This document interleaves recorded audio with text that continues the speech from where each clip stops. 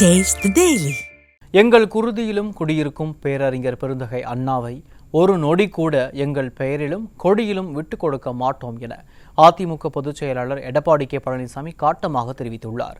மேலும் தமிழகத்தின் உரிமைகளை மீட்டெடுப்போம் என சட்டமன்ற தேர்தலுக்கான முதல் வாக்குறுதியையும் அளித்துள்ளார்.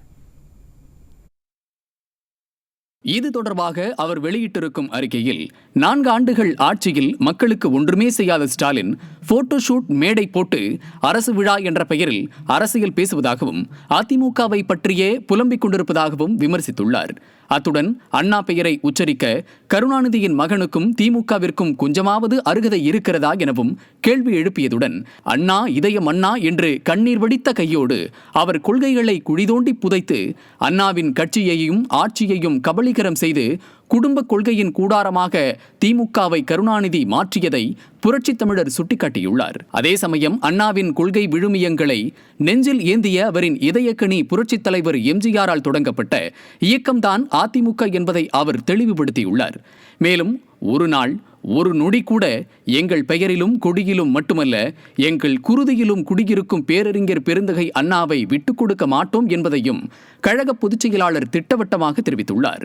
அதே சமயம் அண்ணாவின் கொள்கைகளுக்கு மாறாக குடும்ப ஆட்சி நடத்தி கொண்டு கமிஷன், கலெக்ஷன், கரப்ஷன் மட்டுமே கொள்கையாக கொண்டிருக்கும் பொம்மை முதல்வர் ஸ்டாலின் எங்களுக்கு பெரியார், அண்ணா பற்றி பாடம் எடுக்க வேண்டிய அவசியம் இல்லை என ஆவேசமாக கூறியுள்ளார்.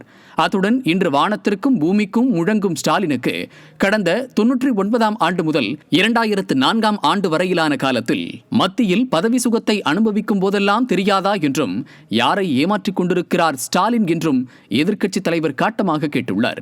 கச்சத்தீவு முதல் காவிரி வரை தமிழ்நாட்டை அதன் உரிமைகளை அடகு வைத்ததும் வைக்க துணிவதும் திமுக தான் என்பதையும் தன்மானம் மிக்க தமிழ்நாட்டு மக்கள் பகல் வேஷ கட்சியான திமுகவை 2026இல் நிச்சயம் விரட்டி அடிப்பார்கள் என்றும் திட்டவட்டமாக தெரிவித்துள்ளார். அத்துடன் திமுகவால் பறிபோன தமிழ்நாட்டின் அமைதி, வளம், வளர்ச்சி, மாநில உரிமை என அனைத்தையும் மீட்டு தருவேன் என்றும் இதுவே தமிழ்நாட்டு மக்களுக்கு நான் அளிக்கும் 2026 தேர்தலுக்கான முதல் வாக்குறுதி என்றும் அதிமுக பொதுச் செயலாளர் எடப்பாடி கே பழனிசாமி அந்த அறிக்கையில் தெரிவித்துள்ளார்.